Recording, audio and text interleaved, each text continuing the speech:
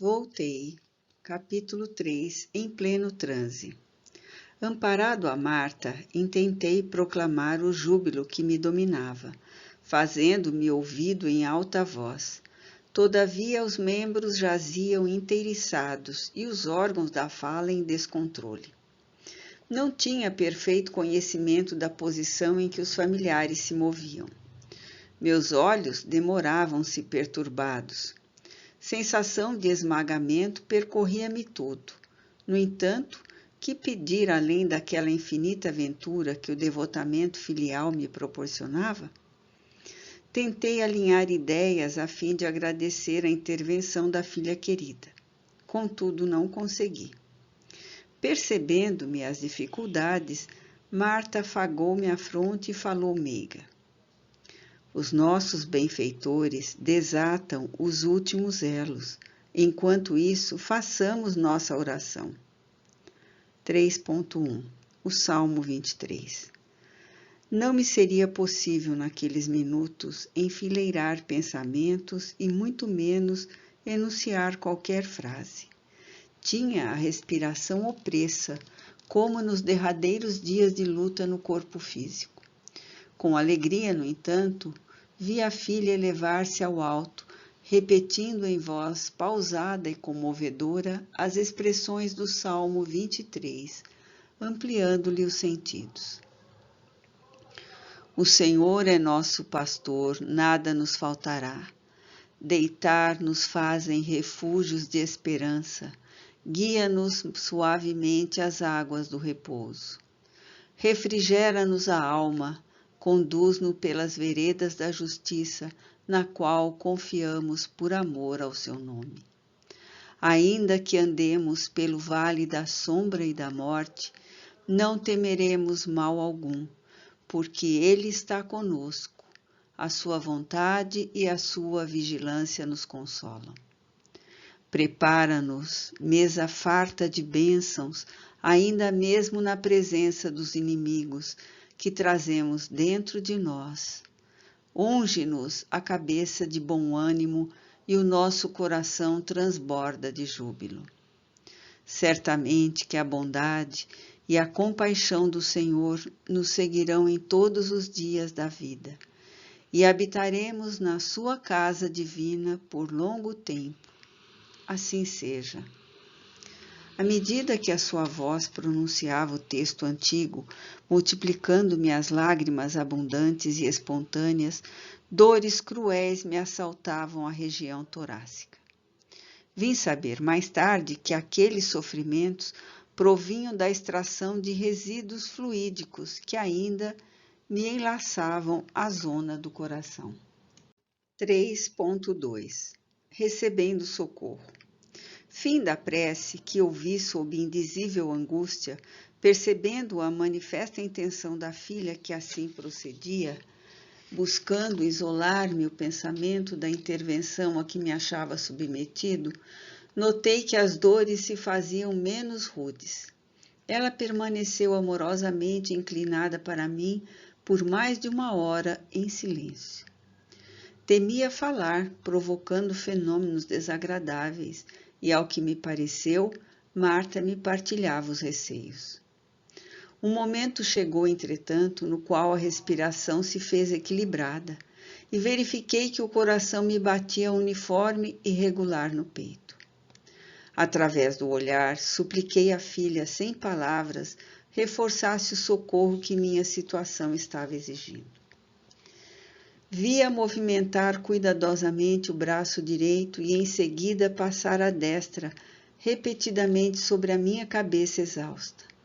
Reparei que me aplicava forças espirituais que eu ainda não podia compreender. Mais alguns minutos decorridos e percebi que o poder de orar me felicitava de novo. Encadeava os pensamentos sem maiores dificuldades. E na convicção de que poderia tentar a prece com êxito, improvisei sincera súplica. O trabalho foi bem sucedido. A harmonia geral começou a refazer-me, apesar da fraqueza extrema que me possuía.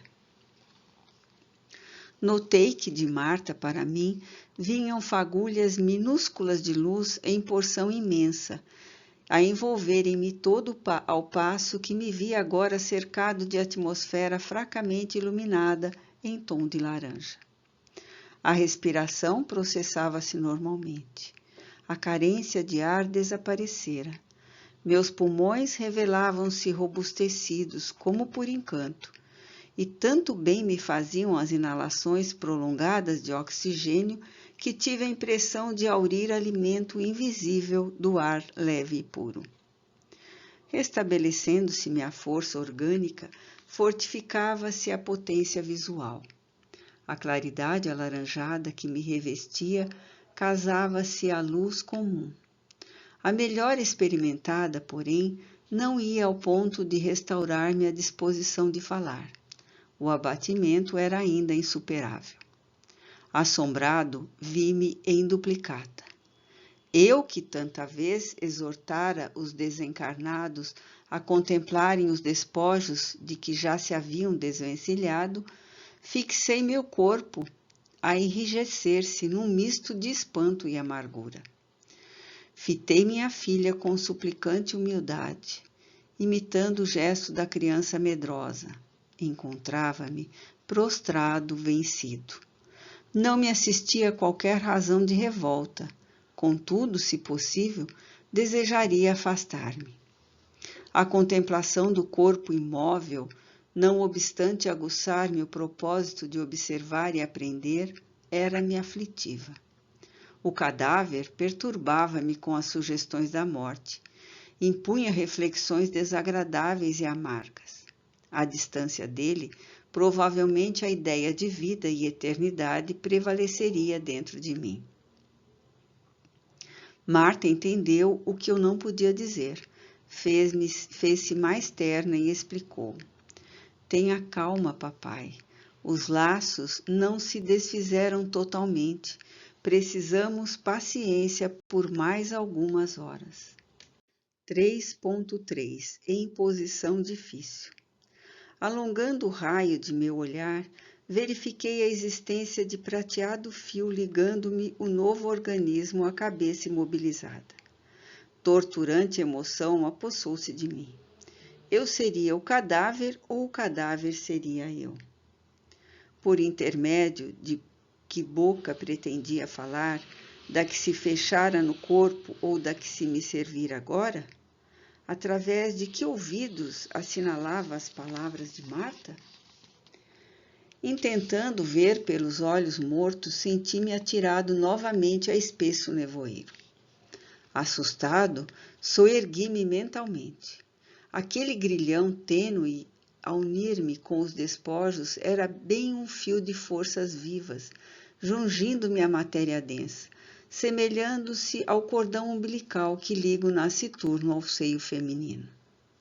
Fitando então o corpo repousado e inerte, simbolizando o templo materno ao meu ser que ressurgia na espiritualidade, recordei certamente, inspirado pelos amigos que ali me socorriam, a enormidade dos meus débitos para com a carcaça que me retivera no planeta por extensos e abençoados anos. Devia-lhe a cooperação, precioso amontoado de conhecimentos, cujo valor inestimável naquela hora reconhecia. Cabia-me vencer o mal-estar e a repugnância. Tranquilizei-me. Comecei a considerar o corpo mirrado e frio como valioso companheiro do qual me afastaria em definitivo. Enquanto perdurou a nossa entrosagem, beneficiara-me ao contato da luta humana. Junto dele recolhera bênçãos inextinguíveis. Sem ele, por que processos continuaria o aprendizado? Fixei-o enternecido, mas, aumentando meu interesse pela organização de carne imóvel, incapaz de separar emoções e selecioná-las, afundei-me nas impressões de angústia. Minhas energias pareciam retransferir-se aceleradamente ao envoltório abandonado. Insuportável constrangimento martirizava-me. Percebi os conflitos da carne desgovernada. A diferença apresentada pelos órgãos impunha-me terrível desagrado. Registrando-me as dificuldades, Marta informou bondosamente. Lembre-se, paizinho, da necessidade de concentração na prece. Não divague, esqueça a experiência que terminou, sustentando a mente em oração. A custo retornei a mim mesmo e me mantive no recolhimento necessário. Meu objetivo agora era não pensar. Se avançava no futuro, estranhas vertigens me assediavam. Se me demorava analisando o veículo físico, vigoroso e inesperado impulso me reconduzia para ele. Que fazer de mim? Reduzido a minúsculo ponto sensível entre duas esferas? Aquietei-me e orei. 3.4 Entre amigos espirituais. Rogando a Jesus me auxiliasse a encontrar o melhor caminho, observei que minha capacidade visual se dilatava. Curiosos fenômenos de óptica afetavam minha retina hesitante. Alterara-se minha noção de perspectiva. A imagem do ambiente parecia penetrar-me. Objetos e luzes permaneciam dentro de mim ou jaziam em derredor. Dentro de semelhante indecisão, divisei duas figuras ladeando a filha dedicada. Centralizei quanto possível o propósito de ver mais exatamente e tive o esforço compensado. Ambos os presentes se destacaram nítidos. Que alegria me banhou o ser! Num deles, identifiquei sem obstáculos o venerável Bezerra de Menezes e no outro, adivinhei o benemérito irmão Andrade. Pelo sorriso de compreensão que me endereçaram, reconheci que os dois haviam notado a minha surpresa indescritível. Todavia, meu júbilo do primeiro instante foi substituído pela timidez. Enquanto nos debatemos na lida material, quase nunca nos recordamos de que somos seguidos pelos testemunhos do plano espiritual, nos mínimos atos da existência. Falamos com referência aos espíritos com a desenvoltura das crianças que se reportam aos pais a propósito de insignificantes brinquedos. Senti-me repentinamente envergonhado. Quanto sacrifício exigira daqueles abnegados amigos? Apesar do natural acanhamento que a presença deles me infligia, tudo fiz por levantar-me, de modo a recebê-los com a veneração que mereciam. Tentei, porém, debalde, erguer-me. Percebendo-me a intenção, abeiraram-se de mim. Cumprimentaram-me com palavras confortadoras de boas-vindas. Com gentileza explicou-me Bezerra que o processo liberatório corria normal, que me não preocupasse com as delongas, porque a existência que eu desfrutara fora dilatada e ativa. Não era possível, disse bondoso, efetuar a separação do organismo espiritual com mais rapidez. Esclareceu também que o ambiente doméstico estava impregnado de certas substâncias que classificou por fluidos gravitantes, desfavorecendo-me a libertação. Mais tarde, vim a perceber que os objetos de nosso uso pessoal emitem radiações que se casam a nossas ondas magnéticas, criando elementos de ligação entre eles e nós, reclamando-se muito desapego de nossa parte, a fim de que não nos prendam ou perturbem. Após instruir-me, Benévolo recomendou-me Bezerra esquecesse o retraimento em que me refugiara, confiando-me a pensamentos mais elevados, de maneira a colaborar com ele para que me subtraísse ao decúbito dorsal. Pus-me a refletir na infinita bondade de Jesus, enquanto o dedicado amigo me aplicava passes, projetando sobre mim as mãos dadivosas, abundantes, jatos de luz. Ao término da operação, acentuara-se minha resistência. A rigor, não pude levantar-me nem falar. Ambos os benfeitores, porém, seguidos de Marta, que nos observava com visíveis mostras de contentamento, retiraram-me do leito determinando que me amparasse a eles para uma jornada de repouso. É necessário sair de algum modo, acentuou Bezerra em tom grave. Conduzi-lo-emos à praia.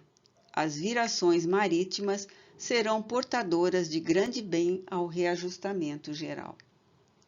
Abracei-me aos devotados obreiros da caridade com esforço, e não obstante verificar que o derradeiro laço ainda me atava às vísceras em descontrole, afastei-me da zona doméstica, reparando que eu era por eles rapidamente conduzido à beira-mar.